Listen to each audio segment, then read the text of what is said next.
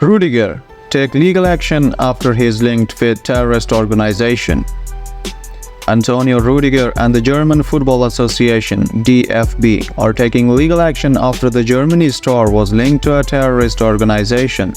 Earlier this month, Rudiger, a devout Muslim, posted a photo on Instagram of himself in a white robe on a prayer mat, pointing the index finger of his right hand towards the sky, with a greeting for Ramadan. May the Almighty accept our fasting and prayers. On Sunday, former Bild editor Julian Reichelt posted on X, "For everyone who doesn't want to recognize Antonio Rudiger's Islamist greeting as an Islamist greeting, the Federal Office for the Protection of the Constitution calls this gesture is the IS finger and sees the index finger as a clear sign of Islamism."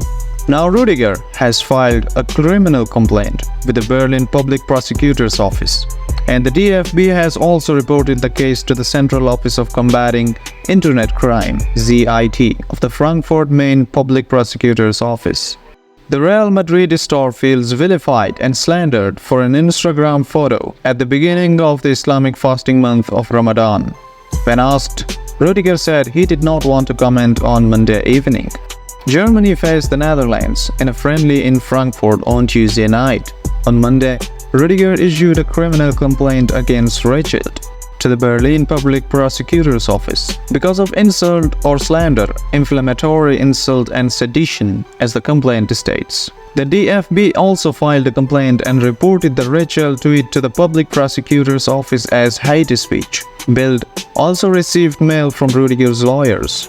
In a letter to Bild editor-in-chief Marion Horn, they warn against inflammatory statements to the detriment of our client.